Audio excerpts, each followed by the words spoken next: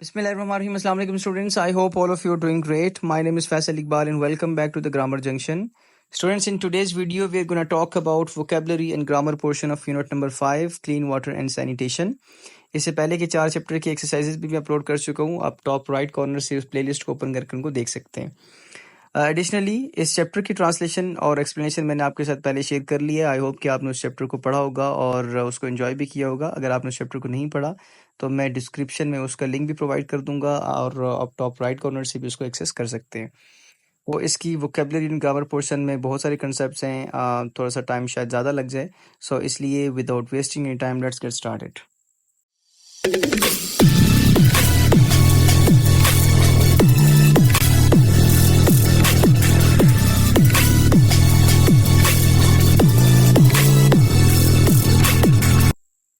अब क्या क्या पढ़ेंगे हम आज के इस चैप्टर में और क्या क्या एक्टिविटीज़ होंगी. Transitive verb, intransitive verb, finite verb, infinitive verb, denotation और कॉनोटेशन. ये 6 टॉपिक्स होंगे जिनके ऊपर आज हम लोग डिटेल में डिस्कशन करेंगे और उससे रिलेटेड जो आपकी वोकेबलरी एंड ग्रामर पोर्शन में जो एक्सरसाइजेज हैं उनको हम करने की कोशिश करेंगे.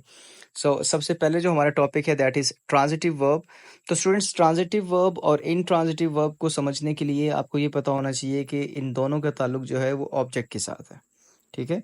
अब अगर मैं आपको आसान अल्फाज में समझाऊं तो ट्रांजिटिव वर्ब जो हैं उसको ऑब्जेक्ट चाहिए होता है. वो वर्ब होते हैं जिनको ऑब्जेक्ट चाहिए होता है. According to the slide, a verb that uses a direct object which shows who और what receives the action in a sentence. आपके सामने सेंटेंस है शी मेड अ केक. तो इसमें वर्ब है हमारे पास मेड और उसने बनाया. अब उसने क्या बनाया, यहाँ पे इसको इस वर्ब को आगे ऑब्जेक्ट चाहिए अपनी बात को कंप्लीट करने के लिए. और केक मेरे पास यहाँ पे क्या एक डायरेक्ट ऑब्जेक्ट है. In the second example, Ali presented his presentation well. Ali presented what. तो यहाँ पे प्रेजेंटेड हमारे पास वर्ब है जो कि एक ट्रांजिटिव वर्ब है. क्यों ट्रांजिटिव वर्ब है? क्योंकि इसको आगे एक ऑब्जेक्ट चाहिए अपना मीनिंग जो है वो कन्वे करने के लिए. Third example is I love English. If I से आई लव, मैं मोहब्बत करता हूँ या मुझे अच्छा लगता है, एंड आई लाइक, इस तरह के सेंटेंसेस में. So I like what, I love what. तो आपने आगे कोई ना कोई इसको डायरेक्ट ऑब्जेक्ट चाहिए. तो इन तीनों एग्जाम्पल्स में मेड, प्रेजेंटेड और लव तीनों इसमें वर्ब्स हैं. और कौन से वर्ब्स हैं? ट्रांजिटिव वर्ब्स हैं क्योंकि इनको आगे ऑब्जेक्ट चाहिए अपनी बात को कंप्लीट करने के लिए. बट बाज़ दफ़ा ऐसा होता है कि हमें अपनी बात को कंप्लीट करने के लिए, अपनी बात को मीनिंगफुल बनाने के लिए या लॉजिकल बनाने के लिए हमें ऑब्जेक्ट की ज़रूरत नहीं पड़ती. फॉर एग्जांपल, अगर मैं कहूँ कि अली क्राइड लाउडली, अली रोया.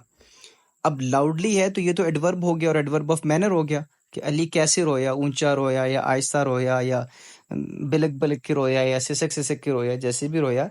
लेकिन यहाँ पे क्राइड एक ऐसा वर्ब है जिसको आगे ऑब्जेक्ट नहीं चाहिए. ठीक है, आई होप आपको समझ आई होगी. ये उसके ऑपोजिट है ट्रांजिटिव वर्ब के, अ verb that doesn't require a direct object. She smiled, वो हंसी. अब वो क्यों हंसी, वो कैसे हंसी, वो कब हंसी, ये तो एडवर्ब डिफाइन करेगा और ये एडवर्ब ऑफ टाइम या प्लेस होगा, लेकिन इसको ऑब्जेक्ट नहीं चाहिए. तो वो वर्ब जिनको ऑब्जेक्ट चाहिए अपनी बात को कंप्लीट करने के लिए, दोज आर ट्रांजिटिव वर्ब्स. और वो जिनको ऑब्जेक्ट नहीं चाहिए, दोज आर इनट्रांजिटिव वर्ब्स. आपके सामने जो एक्सरसाइज है इसमें क्वेश्चन भी ये किया गया कि decide whether the verbs in bold are transitive और इनट्रांजिटिव. तो आपने करना क्या होता है कि आपने उस पूरे सेंटेंस से ऑब्जेक्ट निकालना होता है. फॉर एग्जांपल, अगर मैं कहूँ कि the girl was crying all day long, तो who is the subject? The girl. Verb क्या था? Was crying. अब ऑब्जेक्ट क्या है इसमें? ऑब्जेक्ट तो मौजूद ही नहीं है. ऑल डे लॉन्ग तो एडवर्बियल फ्रेज, क्लॉज हम बाद में देखेंगे, फ्रेज है, क्लॉज है, क्या है, लेकिन इसमें ऑब्जेक्ट मौजूद नहीं है. ठीक है. तो the girl was crying all day long में जो हमारे पास वर्ब यूज हुए क्राइंग, इसका कोई ऑब्जेक्ट नहीं चाहिए. ठीक है. तो ये हमारे पास कौन सा हुआ? इनट्रांजिटिव वर्ब हुआ. अब आप सेकंड एग्जांपल में देखें, we showed her the photo album. तो मैंने कुछ जगहों पे जहाँ पे हमारे पास ट्रांजिटिव वर्ब है वहाँ पे मैंने ऑब्जेक्ट को अंडरलाइन किया ताकि आपके आसानी के लिए आपको पता हो. इसलिए कि जब आप पेपर्स में एमसीक्यूज करेंगे तो आपको अगर ट्रांजिटिव इनट्रांजिटिव का क्वेश्चन है तो आपने सिंपली उस सेंटेंस से सब्जेक्ट, वर्ब और ऑब्जेक्ट को निकालना. अगर आपको वहाँ पे ऑब्जेक्ट नजर आ रहा है तो दिस मीन्स कि वो ट्रांजिटिव वर्ब है. अगर ऑब्जेक्ट नहीं है उसमें तो मतलब कि वो इनट्रांजिटिव वर्ब है. So we showed her the photo album, तो ये मेरे पास क्या हो गया? ट्रांजिटिव वर्ब हो गया. Third sentence is it was raining at that time. It was raining. ठीक है. तो यहाँ पे कोई ऑब्जेक्ट नहीं है तो ये मेरे पास इनट्रांजिटिव वर्ब है. Mother gave a cookie to the child. So यहाँ पे गेव जो है वो मेरे पास कौन सा वर्ब है? ट्रांजिटिव वर्ब है, क्योंकि उसका ऑब्जेक्ट कुकी इस सेंटेंस में आया है और उसको चाहिए भी। The doctor advised me to exercise daily. तो यहाँ पे मी जो है ये ऑब्जेक्ट है और ये हमारे पास क्या होगा? ट्रांजिटिव वर्ब होगा। And the last example is I ate the cherries. What I ate? The cherries obviously. तो द चेरीज जो है ये मेरे पास ऑब्जेक्ट है, तो इसका मतलब है कि एट कौन सा वर्ब हुआ? ये मेरे पास ट्रांजिटिव वर्ब होगा। आई होप कि आपको ये समझ आया होगा। बड़ा सिंपल सा कॉन्सेप्ट था। फिर भी अगर आपको इसमें कोई इश्यूज हो या किसी सेंटेंस की समझ नहीं आए तो आप मुझसे कमेंट बॉक्स में पूछ सकते हैं। Students, next topic is finite verb. A finite verb is a verb that shows tense, that is past, present, or future, and agrees with a subject. It is the main verb in a sentence that completes the action. For example, in she runs, runs is the finite verb. मैं अगर आपको इसको सादा अल्फाज में समझाऊं तो finite verbs वो वर्ब्स होते हैं जो बाउंड होते हैं टेंस के साथ या पर्सन्स के साथ। अब इससे क्या मुराद हुआ? टेंस से मुराद ये हुआ कि अगर मुझे कहना है कि उसने खत लिखा, ही रोट अ लेटर, तो पास्ट में जब मैं नरेट कर रहा हूँ तो मैं रोट कह रहा हूँ। मैं कहता हूँ वो खत लिखता है तो मैं कहूँगा ही राइट्स अ लेटर। मैं कहता हूँ वो खत लिख रहा है तो he is writing a letter. और अगर मैं कहूँ कि फ्यूचर की बात करूँ कि वो खत लिखेगा तो he will write a letter. तो आपने देखा कि हर एक टेंस में या हर एक सेंटेंस में जो मैंने आपके सामने बोले, इसमें वर्ब चेंज हो रहा है। पहले रोट आया, फिर राइट्स आया, फिर इज राइटिंग या वॉज राइटिंग आया, फिर विल बी राइटिंग होगा या विल राइट होगा। तो हर जगह पे जो है वो फॉर्म ऑफ वर्ब चेंज हो गई। कभी फर्स्ट फॉर्म आ रही है, कभी सेकंड फॉर्म आ रही है, कभी थर्ड फॉर्म आ रही है, कभी फर्स्ट फॉर्म के साथ आईएनजी आ रहा है। ठीक है, तो इसका मतलब ये है कि यहाँ पे राइट जो है ये एक ऐसा वर्ब है जो फाइनाइट वर्ब है, जो बाउंड है टेंस के साथ। जैसे ही आप प्रेजेंट से फ्यूचर में कन्वर्ट करेंगे अपने सेंटेंस को, या फ्यूचर से पास्ट में आएंगे या पास्ट से प्रेजेंट में आएंगे, तो फॉर्म ऑफ वर्ब चेंज होगी और उसमें चेंजेस आएंगी। एक तो ये टेंस के साथ बाउंड है, सेकेंडली पर्सन्स के साथ भी बाउंड है। आपके सामने एग्जाम्पल है शी रन्स, वो भागती है। अगर ही आता तो फिर भी हमारे पास ही रन्स ही आता। लेकिन अगर हमारे पास एंटिटीज जो हैं वो more than one person like plural हैं, दे रन। अब देखिए एक ही टेंस है, दे रन वो भागते हैं, एंड ही रन्स वो भागता है, दोनों प्रेजेंट डेफिनेट के। लेकिन जैसे ही हमारा पर्सन जो है वो सिंगुलर से प्लूरल हुआ तो हमारा फर्स्ट वर्ब की फर्स्ट फॉर्म के साथ एस नहीं आया। समझ आ रही है? तो इसका मतलब है कि ये पर्सन्स के साथ भी बाउंड करता है। सो अगर मैं इसको समराइज करूं तो फाइनाइट वर्ब्स वो वर्ब्स होते हैं जो बाउंड होते हैं टेंस के साथ और पर्सन्स के साथ। जैसे ही आप टेंस चेंज करते हैं, ज़माना चेंज करते हैं, तो वो चेंज हो जाते हैं। ठीक है, और या आप पर्सन्स चेंज करते हैं, सिंगुलर के साथ कुछ और आएगा, प्लूरल के साथ कुछ और आ जाएगा। तो ये हमारे पास होते हैं फाइनाइट वर्ब्स। और इनफाइनाइट वर्ब्स इसके ऑपोजिट होते हैं। इनफाइनाइट वर्ब्स वो होते हैं जिनको कोई फर्क नहीं पड़ता, ढीठ किस्म के होते हैं। किसी भी टेंस में अगर आप इनको यूज़ करेंगे तो ये टेंस के साथ बाउंड नहीं होते, ये पर्सन्स के साथ बाउंड नहीं होते, ये अपनी हालत बरकरार रखते हैं। आपके सामने सेंटेंस है he decided to study for the exam, तो ही डिसाइडेड। अब डिसाइडेड भी मेरे पास वर्ब है और टू स्टडी भी मेरे पास एक वर्ब है।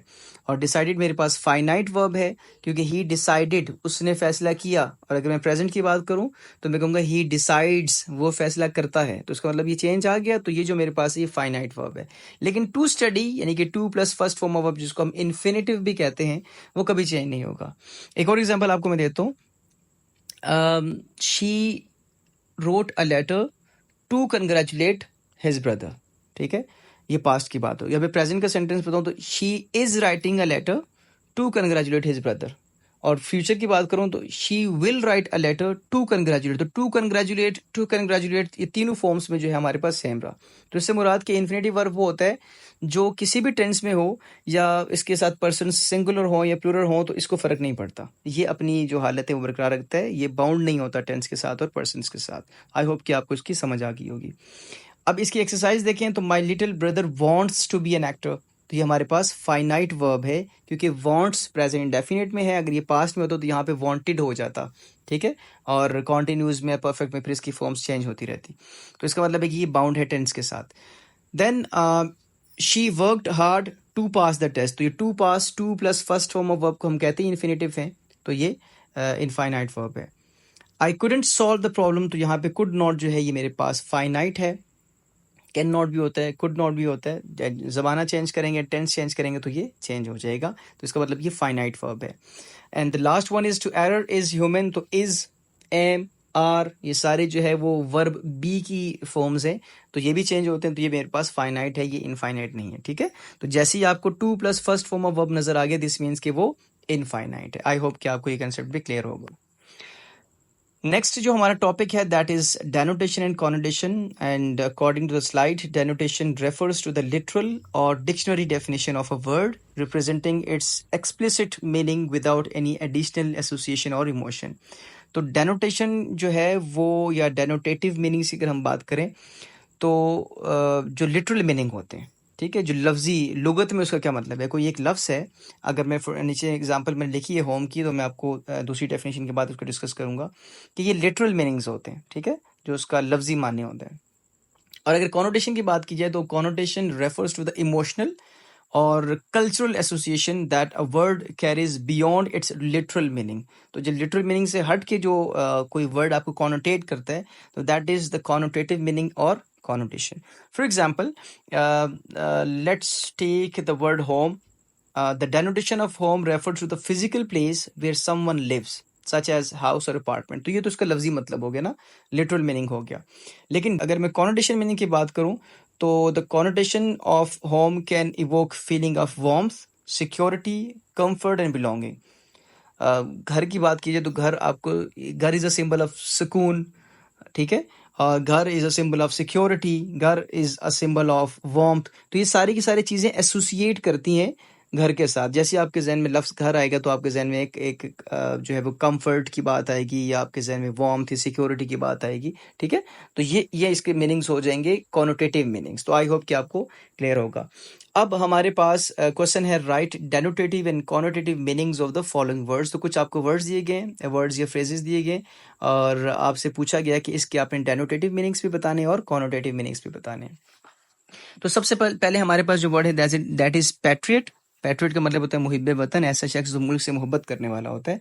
तो इसका डेनोटेटिव मीनिंग है सपोर्टर ऑफ द कंट्री। जाहिर है वो शख्स जो मुल्क को सपोर्ट करता हो या मुल्क से मोहब्बत करता हो। और कॉनोटेशन में pride, loyalty, nationalism. Like nationalism का अगर लिटरल मीनिंग है वो कौमियत है, ठीक है। कौमियत से मुराद जाहिर है जो शख्स अपनी कौम के साथ रिलेट करता है या मुल्क से मोहब्बत करता है, तो मीनिंग तो इसका वही बनेगा। तो ये आपके इसके कॉनोटेटिव मीनिंग्स जो आप इसके निकाल सकते हैं, लॉयल्टी, वफादारी, ठीक है, pride, Fakhar. Second word is curious. इसका डेनोटेटिव मीनिंग है ईगर टू लर्न। उर्दू में इसको कहते हैं मुतजस्सिस, ऐसा शख्स जिसमें तजस्सुस होता है, ठीक है। और कॉनोटेटिव मीनिंग है इंक्यूजिटिव। मोरलेस ये चीजें मिलती हैं, ऐसा नहीं होता कि जो कॉनोटेटिव मीनिंग होता है वो टोटली उसे डिफरेंट होता है, लेकिन you can associate that word with some other feelings as well. उससे ज़ाहिर कोई ना कोई तो रिलेशनशिप बनता ही होगा ना। Then we have storm. इसका मतलब होता है तूफान या आंधी, और इसका जो डेनोटेटिव मीनिंग है that is violent weather disturbance, और कॉनोटेशन में कियोस और डेंजर। Then old. ओल्ड का लफ्जी मतलब है एजेड, यानी कि उधेड़ उम्र या बड़ी उम्र के जो लोगों के लिए ये वर्ड यूज होता है। विजडम। अब मैं कहता हूँ कि इस फील्ड में जो है वो मुझे 50 साल हो गए या 50 साल से ही काम कर रहा हूँ, तो मैं कह सकता हूँ कि उस फील्ड का एक माचा बंदा नहीं होता, एक उस फील्ड का जो सबसे ज़्यादा एक्सपीरियंस इस बंदे को होता है। तो ज़ाहिर है it comes with the age. जितना अरसा ज़्यादा आप स्पेंड करते हैं, तो आपको विजडम और उस जगह के बारे में, उस चीज़ के बारे में आपको नॉलेज ज़्यादा होता है, तो हम इसको कॉनोटेट कर सकते हैं विजडम के साथ। Second word that connotates with the meaning of old, that is outdatedness. Outdated कौन होता है? जो कि मॉडर्न नहीं होता। मॉडर्न वो होता है जो कि वक्त के साथ साथ चेंज होता है, उसमें जिद्दत आती है, इनोवेशन आती है। और आउटडेटेड जो कि पुराने ज़माने का होता है, पुराने ख्यालात का होता है। तो आप इसको इसके साथ भी कॉनोटेट कर सकते हैं। देन वी हैव इनोसेंट, मासूम, फ्री फ्रॉम गिल्ट, जो कि मासूम होता है, बुराइयों से पाक होता है। और इसकी कॉनोटेशन है प्योरिटी, ऐसा शख्स जो कि खालिस हो, the one who is pure from the soul. और नाइविटी, ठीक है, ये भी नाइव भी कहते हैं भोलापन, एक भोला सा कोई बंदा हो, या सादा लोग जो होते हैं उसको कहते हैं नाइव। देन एग्रेसिव, कन्फ्रंटेशनल, जो बहुत ज़्यादा जल्दी से गुस्से में आ जाता है। Assertive, hostile, forceful. हॉस्टाइल का मतलब ये मुखालिफ है, उसका मतलब मुखालिफ होता है। और जोर आवर, उसका मतलब आप कह सकते हैं connotative meaning. Then we have skinny, बहुत दुबला पतला, वेरी थिन। और लीन, सिलेंडर। सिलेंडर से मुराद जो है वो बेसिकली होता है कम या कलील, किसी चीज़ में कमी होना। ज़ाहिर है जो बंदा बहुत पतला है, दुबला पतला है, तुम गोश्त की कमी है या खाते पीते नहीं हो तुम, तो उसको भी कहते हैं ही इज़ वेरी स्किनी। तो आप उसको इससे भी कॉनोटेट कर सकते हैं। देन हाउस, लिटरल मीनिंग है अ बिल्डिंग फॉर ह्यूमन हैबिटेशन, लोगों के लिए रहने के लिए, इंसानों के रहने की जो जगह होती है, जो एक इमारत होती है, उसको हम कहते हैं हाउस। और कॉनोटेटिव मीनिंग है होम, कंफर्ट, शेल्टर, बिलोंगिंग, ये पहले आपसे डिस्कस कर ली है। Then the last word is smile, मुस्कुराना और मुस्कुराहट, और अम्यूजमेंट ऑफ और प्लेयर, और इसको कॉनोटेशन है हैप्पीनेस, फ्रेंडलीनेस, वार्मथ और पॉजिटिविटी। तो आई होप कि आपको डेनोटेटिव और कॉनोटेटिव मीनिंग्स में फ़र्क पता चल गया होगा और आपको ये वर्ड्स भी क्लियर होंगे। The last portion is about phrasal verbs. हमारे जितने भी इससे पहले भी चैप्टर्स गुजरे हैं उसमें हमने देखा कि फ्रेजल वर्ब जो है वो इंटीग्रल पार्ट रहे हैं हमारी एक्सरसाइजेज का, और इसी तरीके से यहाँ पे भी हमारे पास फ्रेजल वर्ब दिए गए। अब देखते हैं कि यहाँ पे कौन कौन से फ्रेजल वर्ब है। सबसे पहले हमारे पास है she decided to cut out sweets from her diet to lose weight. तो कट आउट से मुराद क्या होगा कि टू रिमूव समथिंग, आप किसी चीज़ को कम कर देते हैं, लाइक अपने अपने प्लान से कम कर देते हैं, अपने डाइट से। तो इसका मतलब क्या होगा, उसने वज़न कम करने के लिए अपनी खुराक से मिठाइयाँ निकालने का फ़ैसला किया, या उसको अपनी अपनी डाइट प्लान से निकाल दिया। तो कट आउट का मतलब ये होता है। अच्छा, they dressed up in their best clothes for the wedding. वो शादी के लिए अपने बेहतरीन कपड़ों में तैयार हुए। ड्रेस्ड अप का मतलब होता है तैयार होना, तो वो शादी के लिए अपने बेहतरीन मलबूसात में, अपने कपड़ों में जो वो तैयार हुए। Third sentence is the runner drop back to third place after a strong start. और ड्रॉप बैक का मतलब है टू मूव और लोअर पोजीशन और लेवल, अपनी पोजीशन लो करना, यानी कि जब स्टार्ट किया तो पहले नंबर पे था, कोशिश उसने बड़ी की, लेकिन वो एंड पे जब हमारा रिजल्ट आया तो वो थर्ड नंबर पे आ गया। तो इसको हम कह सकते हैं ये ड्रॉप्ड बैक, इसके लिए हम फ्रेजल वर्ब यूज करते हैं। ठीक है, next one is can you drop of these documents at the post office on your way home. Drop of का मतलब होता है टू डिलीवर समथिंग और लीव समवन और समथिंग एट अ लोकेशन, किसी चीज़ को किसी जगह पे छोड़ना। क्या आप घर जाते हुए इन दस्तावेजात को डाकखाने छोड़ सकते हैं, यानी कि वहाँ पे पोस्ट कर सकते हैं, इसके लिए हम ड्रॉप ऑफ वर्ड यूज़ करते हैं। Then we have he dropped out of college to pursue a career in music. तो ड्रॉप आउट का मतलब क्या हो गया, टू लीव समथिंग, किसी चीज़ को छोड़ देना। और इस सेंटेंस का मतलब है उसने मौसीकी की करियर को आगे बढ़ाने के लिए कॉलेज छोड़ दिया। ठीक है, उसने कॉलेज को ड्रॉप आउट कर दिया। क्यों किया, क्योंकि वो अपना जो करियर है, अपने जो प्रोफेशन उसने क्या चूज़ किया, सिंगिंग को या म्यूज़िक को उसने अपने परसू किया, तो इसलिए उसने उसको छोड़ दिया। Next sentence is we got lost in the city and ended up finding great restaurant. अच्छा, हमारे पास है एंडेड अप, इसका मतलब है to finally be in particular place और सिचुएशन, तो बिल आखिर किसी जगह पे पहुंचना। हम शहर में गुम हो गए और एक बेहतरीन रेस्टोरेंट ढूंढ लिया। ठीक है, we got lost in the city, किसी वजह से रास्ता भटक गए, लेकिन एंड पे उनको जो घर मिला या जो अपार्टमेंट मिला या जो भी रेस्टोरेंट मिला, वो जो है वो बहुत ही कमाल का था। एंडेड अप का मतलब बिल आखिर। तो ये थे इसके इस चैप्टर के फ्रेजल वर्ब। थोड़ा सा मैं इस पूरी वीडियो में तेज़ रहा क्योंकि इसमें चीज़ें डिस्कस करने वाली ज़्यादा थी, मैं टाइम ज़्यादा नहीं लेना चाह रहा था आपका, लेकिन आई होप कि आपको समझाने में मैं कामयाब रहूँगा। और अगर आपको कोई भी ऐसी चीज़ें जो आपको समझ नहीं आई या किसी भी वजह से आप चाहते हैं कि उसकी एक्सप्लेनेशन दोबारा से की जाए, तो आप मुझे कमेंट्स बॉक्स में बता सकते हैं, मैं इंशाल्लाह आपको वहाँ पे गाइड करूँगा। सो मिलते हैं नेक्स्ट वीडियो में, तब तक के लिए अल्लाह हाफ़िज़।